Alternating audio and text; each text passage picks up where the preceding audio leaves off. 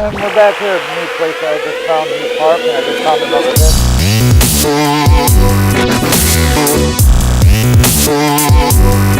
Right, metal detector. I am the wire. Here with chemical action. You know something? It seems like every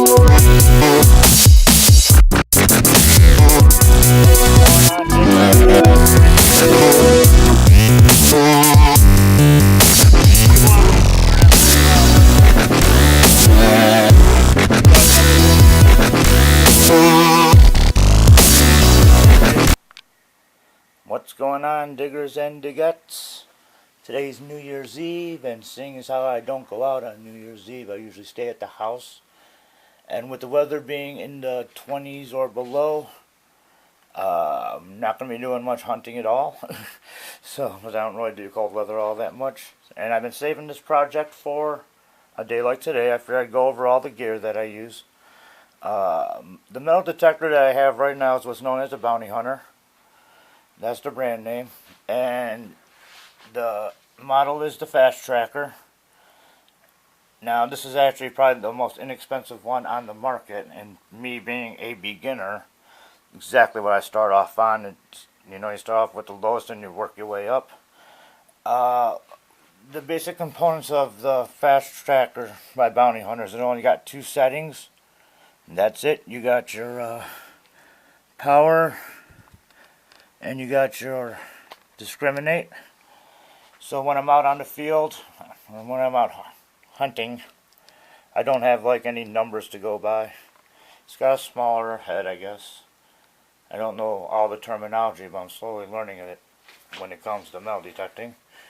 One thing I really like about this type of metal detector with the two basic functions is that, you know, I don't know what's in the ground when I get a hit. So it could be anything, really. You know, you go by your sounds.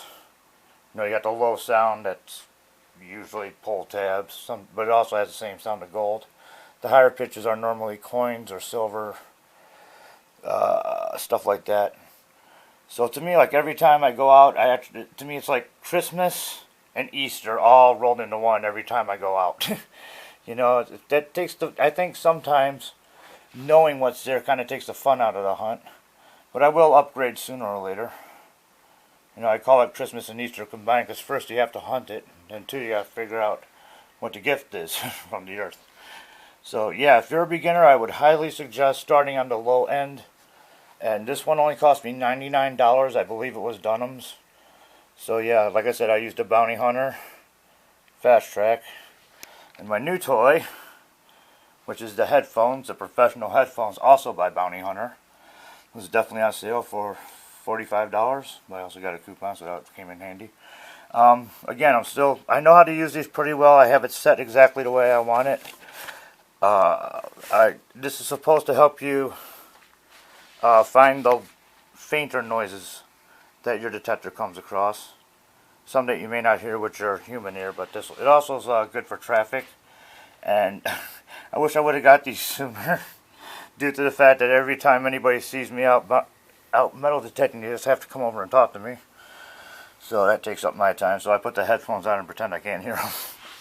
So this is kind of cool. I've only had them out in the field twice already, and they're going to work pretty good. The only downfall that I majorly have is basically the cord, because when I set the metal detector down, I got the headphones on, and you know, I keep on pulling on the cord. It keeps knocking the thing over, whatever.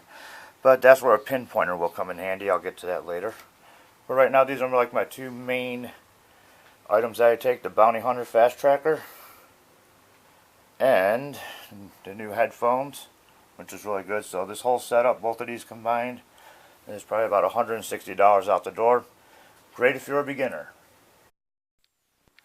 Okay, now on to my regular everyday gear when I know I'm going out hunting. I know a lot of people like to carry backpacks and stuff like that, which is cool. But for me, I love this vest because for two reasons.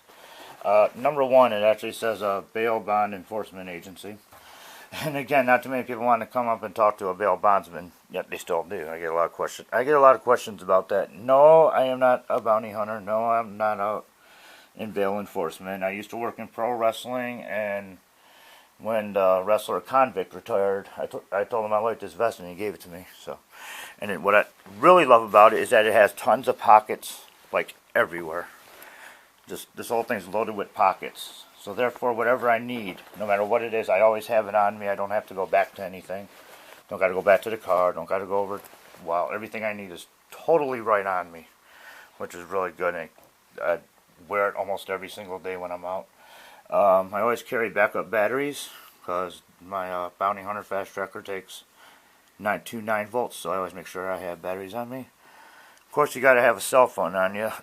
For me, it's like I got to call in if I'm in the middle of a really, really good dig, and I'm really in a good area. I will call and say I'm going to be late, I'm busy, I got a spill or whatever. You know, I got a great place on me, I'm late, whatever.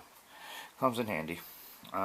This is a shovel. I swear, and I live and die by this shovel.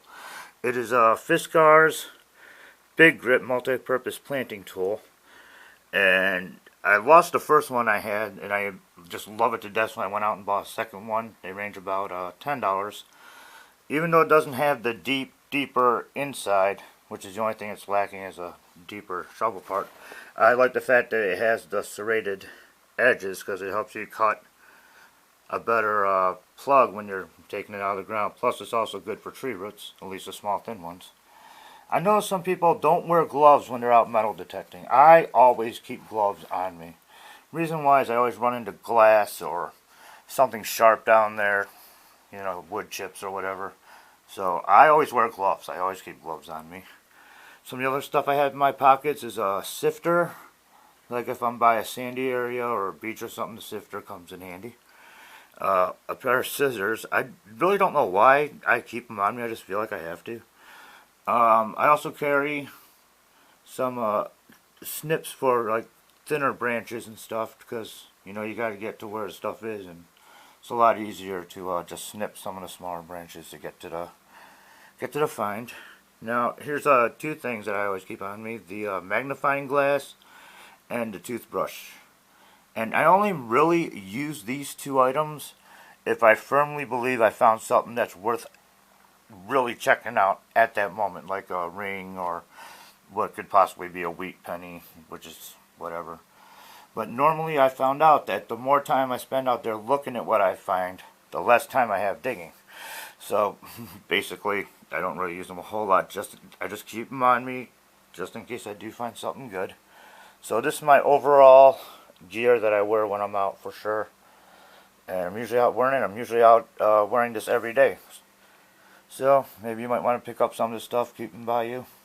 Comes in handy. You never know when you're going to need it, right? Okay, this one's going to be quick and simple. I don't know about all you, but I always keep my metal detector in my trunk. Almost at all times. Unless it's like getting cold out like now, I take it out of the trunk. And normally, I keep it in my trunk with me at all times because you never know when opportunity is going to hit. And, you know what I like? I keep this stuff in my car. This is what I call my backup gear because I may not have my real gear, my full-time attire on me. This is something I always keep in the car for sure. And I got a little pouch here. And it has its pockets that I need, of course. That gets my stuff. And again, I always have a pair of gloves in the car. I also keep them on me. Usually I have 2 or 3 pairs. This is a G-grip. I forgot to tell you the name of it. This is a G-grip. This is actually pretty thick, but yet it's still thin enough to grab stuff. I always try to get stuff with the kind of like fake leather tips, vinyl tips, or whatever you want to call them, because it just helps hold everything better. But yeah, I always keep that in my car, and I always keep a spare shovel in my car. And this has saved my butt on more than a few occasions. Actually, this particular shovel was a Christmas gift. Never thought I'd get excited over a shovel for Christmas, but it was for me. Yeah, this is my backup shovel, and there are times where I broke my regular shovel, so I had to run to the car, and at least I had a backup with me at all times. So yeah, this is my backup gear that I always keep in the car, because you never know when you're driving down the street and say, hey, I got to hit that area. So this is something you also might want to throw in the trunk of your car. Okay, when the day is done and the hunt is over, when I come back to the house and I go to unload, this is basically where I do it at this table, and I got just about everything I need to do, to find out what we did for a day. I always keep some water on me for sure. Water is to wash off all the dirt and crap that's on there, so you get a better look of everything. I got a magnet here. I found that, of course, metal detecting. What else? Sometimes I just see if something's metal or not. Put it up against there. For some reason, I keep the oddest of all things that I like. I found a brake shoe in the back of a junior high. There's my new little piece that I found. And over in my little cup, I keep all the stuff that you brush and scrub with. Even got a little something to chip off all the dirt and extra dirt and crap. So I keep my brushes in there. I always keep my CLR handy. The CLR works great, especially when you got pennies that are really corroded. You soak them in CLR for a while, scrub them down with the brush, and make your money. That's where I put everything when I'm done with it. So that's cool. That's my finding bowl. I always like to look at my jar of pennies and coins that I found. This is actually my third or fourth jar I filled by now. That jar I actually found metal detecting too. Keep a little area for my pull tabs, which we donate to charity. And of course, you always got to have extra rags to clean up everything. And this is what I have on my table when I'm up done for the day, and I need to know what I got. I clean everything up right here, and works really well. I got a couple other things I'm gonna be showing you that I did this past Christmas that you might like. I found it very interesting, so I wanted to share it big time. Okay, this past Christmas, of course, we had my Chemical X. He likes to have your regular, everyday Christmas tree. The traditional, regular, old Christmas tree. Well, that's never good enough for me, because I like to be unique. So I decided to make a metal Christmas tree. So what's up with the metal Christmas tree, you're probably thinking? Well, a lot of stuff that I used this year on this tree, I actually did find metal detecting. And it actually did make pretty good ornaments, what are you going to do with some of the stuff you find? Is beyond me. It's like, what are you really, really going to use it for? So, I decided to just start putting some hooks on it and put them on a tree. Some of my ornaments this year are the first pocket knife I found. I found a metal snowflake when I was out detecting. This is one of the new buttons and bottle caps I found. I mean, it came out very pretty, so I'm like, why hide it? Display it. What I like to do is take coins that Coinstar wouldn't take, and I threw some hooks on those, like bent quarter and screwed up nickel, and of course tons of rusted out crap pennies. I even made like a little penny garland here just for fun. This is actually another new piece. I don't know what it is, but I decided to throw a hook on it and put it on the tree. This is actually going to go. I actually got two mirrors that I found metal detecting, and I thought, what am I going to do with them for real? Seriously. So what I decided to do is just, again, throw some hooks on them and put them on the tree. I just enjoy being super original like that. Another penny. One of the cars that I found while I was out. When I was over in Silver Lake, Michigan, I found a tackle box. And what I decided to do is actually take the tackle box, all the bobbers, and I decided to put the bobbers on the tree too. I just have fun with the stuff that you find, keep an open mind, see what you can do with it. Like this year I decided to make a metal Christmas tree. And actually some of these ideas really, for the pennies, really, really came in handy. Because again, I have a small tree where I lost all the ornaments from. So I took all the pennies that Coinstar didn't want, and I started to just make, this whole tree is what I call the money tree. Because everything on it except for the top is all pennies. And I got the pennies going down over the lights. I decided to put up some more pennies.